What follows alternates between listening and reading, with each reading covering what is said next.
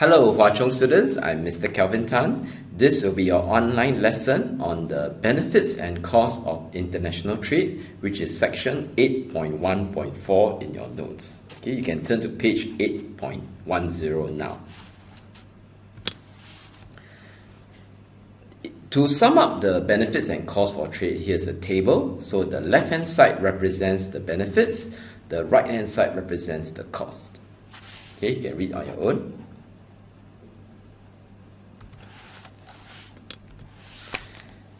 My advice is that you don't need to use every single term if the question asks for benefits and costs. You should choose those specific benefits and costs where you understand how to explain the economics well using the correct economic terms. And you should also choose those points where you can exemplify whenever possible. Let's look at the first benefit, higher consumption possibilities. Now, if your tutor went through in your tutorial lessons how to prove the law of CA using the PPC, the production possibility curve, this should be quite self-evident. But if not, here's the basic explanation. With specialization, right, and trade, what happens that each country that engages in specialization and trade, they are able to produce at that PPC, okay, but thanks to the terms of trade, okay, thanks to agreeing to trade with the other country, they can actually end up consuming outside that PPC. So in a sense, one of the main benefits of trade is that it allows every country who used to be stuck within the PPC to now consume outside that PPC.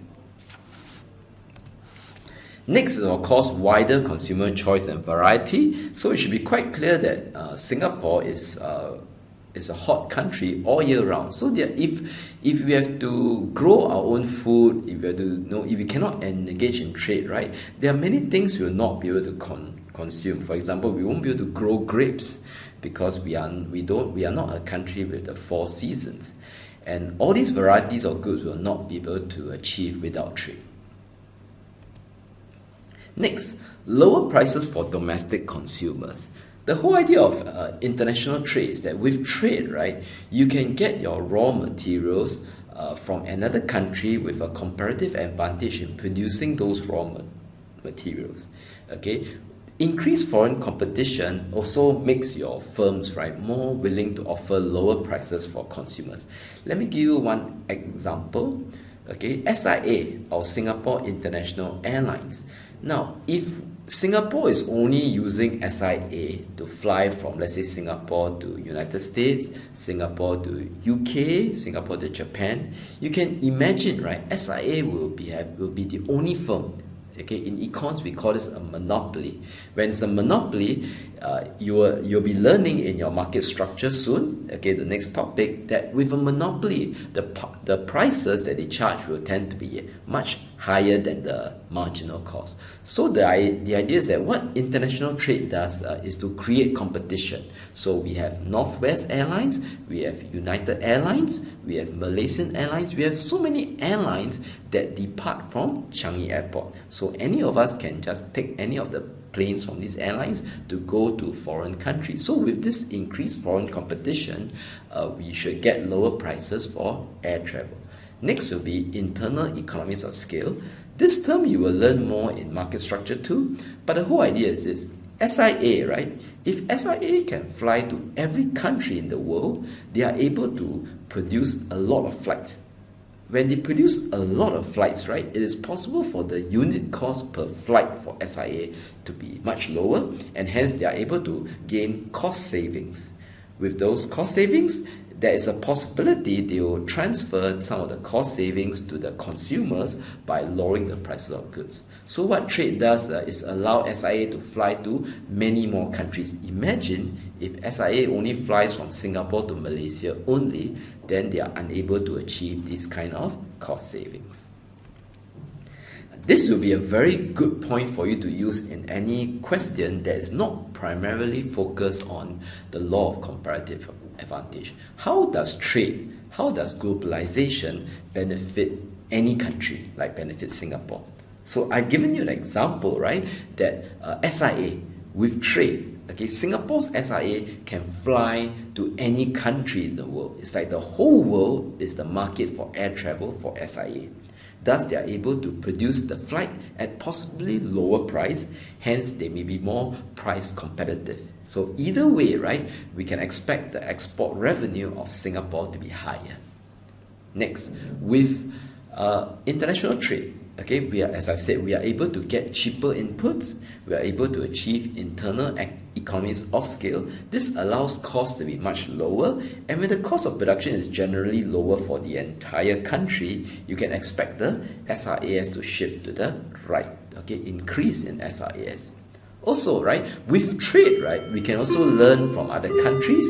There can be technology transfer. So with technology transfer coming from international trade, it's even possible for Singapore to have potential growth, to have a higher potential growth rate because of international trade, which will increase the LRAS. With all these, right, you can expect the aggregate demand to rise, okay, and this is also true because our exports, right, you realize that our exports tend to be income elastic. Okay, our exports tend to be manufactured goods. These are typically income elastic goods. So with this, right, as the world economy grows, okay, with trade allows us a greater access to global market. The demand would increase more than proportionally. Hence, our exports will rise, okay, leading to a rise in export revenue. And of course, with the EOS, with the cheaper raw materials, all these things, our AS will also increase. So this can lead to a fall in our cost of production. So basically what trade does is allowing us to increase our aggregate demand curve and also increase our aggregate supply curve. So this could lead to actual growth and potential growth. Technology transfer. So if we allow countries to learn from other countries through trade, okay, technology, if we allow FDI and tech transfer, you can also say it's not just actual growth, but also potential growth. So this benefit, the trade as an engine of growth and technology transfer should be a very popular choice to use in essay questions because you can illustrate this using aggregate demand as well as the aggregate supply analysis as well as to draw the graph. Now that we are clear about the benefits of trade, let's look at some of the costs of trade. Dumping. You'll be exposed to this concept when we study protectionism in a future lesson. Basically, what dumping means is that a foreign country, they sell the good, okay, they export the good and they price it in the foreign market at a price below its marginal cost of production.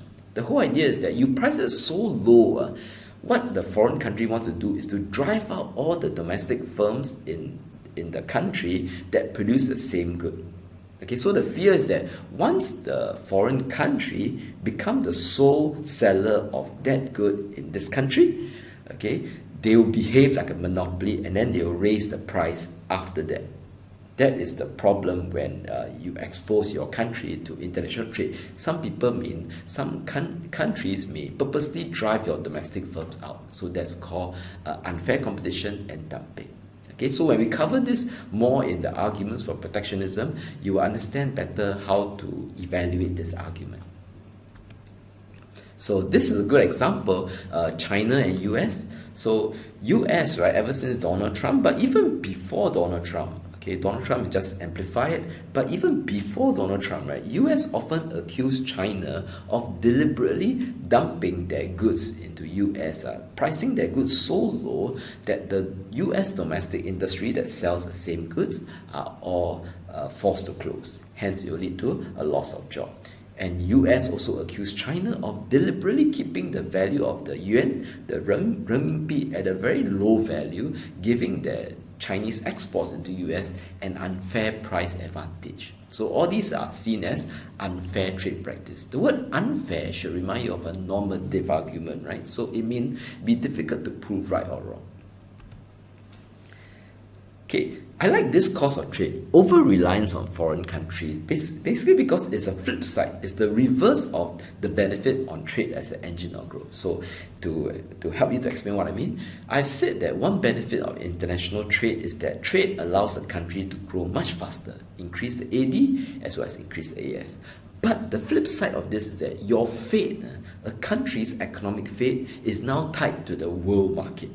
Okay, it's just like Singapore. Singapore, right, ever since our independence, we opened our doors to FDI, we opened our doors to free trade in goods. As a result, we grew very fast. But at the same time, look at us now, especially with the virus, especially with the COVID-19. We found that we are so dependent on China. Okay, the China's tourist market is such an important market to us. So once they are not allowed to fly out of China into Singapore, our tourism sector is affected badly. So how do you explain using ADAS? So this is what we mean by externally induced unemployment, or some people call it the contagion effect. To understand the word coupling, right, it's like Singapore, right, our economic outcome is tied up with China. Okay, it's coupled with China. So once China don't do well, okay, if let's say China economy were to go into a recession, this means that our X minus M, Singapore's balance trade, will also fall, hence it will lead to unemployment. And of course, if you are so dependent on the world market for imported goods, if there's any inflation coming from these countries, it can easily translate to import push inflation in Singapore as well. So it leads to a fall in AS. So you can see the link between this and the benefits, right? So the benefit talk about Singapore is able to increase AD, increase AS, but okay, it is possible for AD to fall, for AS to fall, because we are too reliant on trade.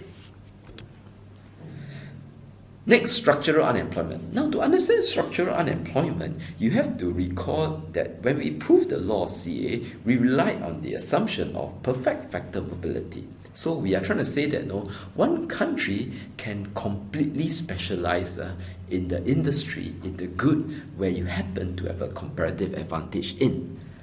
However, in the real world, right, if you have been working in a rice farm all your life, okay, if you've been growing rice, let's say, for you to be just as productive as someone who is working in the electronic industry all the time is an unrealistic assumption. So what happened is that if trade caused the industry that the country doesn't have a comparative advantage in to close down, workers displaced from that industry may not be able to find a new job in the industry that the country has a CA in. So in the meantime, they'll be structurally unemployed. So one example is our hard drive example. Singapore, when we turned independent, right, during the 70s, we used to export a lot of hard drives from Singapore. So a lot of our Singaporeans have the skills working in the manufacturing and assembling of hard drive. But over time, right, Thailand has come in, and Thailand is able to gain the CA in hard drive manufacturing because they have bigger land, they have more land, and they have more unskilled labor than us. So now the relative factor endowment of Singapore has moved away from unskilled labor to skilled labor, which was extension 2 of the previous video. So you understand that Singapore has lost its CA in hard drives. So if you're a worker with the skills tied up to the hard drive industry, you will find it difficult to transfer your skills to the new industry. Cost of trade, okay, this is a minor point. The whole idea of this cost of trade is that because developing countries, right, do you realize that, okay, one thing about developing countries is that their exports tend to be income inelastic, but their imports tend to be income elastic. What do I mean? Okay, developing countries, right, typically they'll export goods like agriculture goods, like textiles, okay, because they are relatively more land abundant and more unskilled labor abundant. So because of that, they tend to import goods like electronic goods, iPhones, okay, from the developed country.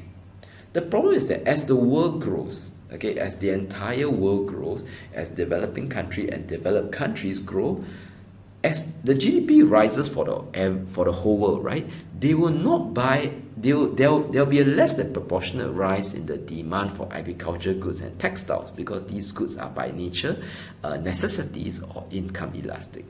But because the imports, okay, the iPhones, the drama serials, the US drama serials, all these are luxuries, are income elastic. So imagine if, let's say, a developing country grow by 5%, okay, and the rest of the world also grow by 5%. I hope you can see that if every country grows by 5%, right, what happens is that the demand for the imports to the developing country will rise more than the demand for exports to the developed countries. So if this happens, right, over time, the balance of trade will be worse. Okay, so this is something that will happen to mostly to developing countries because of the different income elasticities in their exports and imports. For developed countries, it may be possible if you see in terms of the outflow of domestic investment. So as the countries grow, as the world grows, a lot of FDI will move from developed countries into developing countries. So as the outflow of FDI comes in, there will be outflow of capital. So this will lead to a financial account deficit and hence the balance of payment to worsen. This is somewhat linked to the structural unemployment. So if you happen to have skills in the industry in your country, right, that the country doesn't have a comparative advantage in. So as I've said, as the country moves towards trade, what happens is that your industry, the industry where the country don't have a CA, will have to scale down, okay, may even shrink to zero. So if you are unable to find a job in the new industry because you lack the skills, you are occupationally immobile, this means that your income is likely to fall to zero. So this will lead to a widening income disparity between those with the skills for the new industry and those with skills are stuck in the industry that they don't have a CA in. Okay, this is the final point, environmental costs. So you can think of it this way. Some countries, right, their comparative advantage may be a good that happens to create a lot of negative externality. One good example I can think of is the trade in sand. Okay, sand, S-A-N-D. We know that Singapore, right, Singapore is a country that needs a lot of sand in order to do land reclamation. We get most of our sand from countries like Indonesia, Vietnam, and Cambodia. Okay, because you would think that Vietnam, Cambodia, Indonesia, their land size is much bigger. So by the link between factor and endowment, you would expect them to have a comparative advantage in exporting sand. However, what happens then, as these countries specialize in sand exports, okay, using the law of CA, as they export more and more sand, what happens is that they suffer a lot of soil erosion and other environmental costs. So what I'm trying to say is that when we try to show that the law of CA, that trade benefits all countries, our implicit assumption is that the goods that are exported and imported have no externalities at all.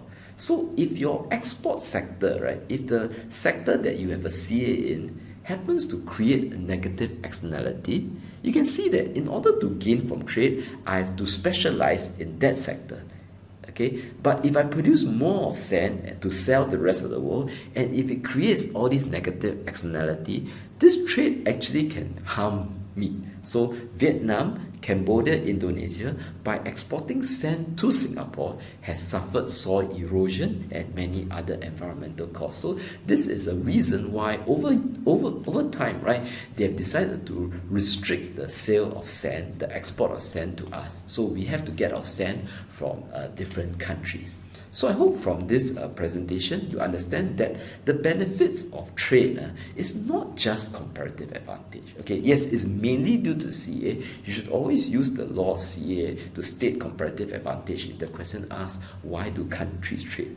But over above CA, right, there are also many other benefits for a country engaging in international trade. But likewise, right, just like there are benefits to trade, there are also costs to trade. So if the essay question or the case study question requires a balanced view, make sure you have benefits and costs. That's all for today. Thank you.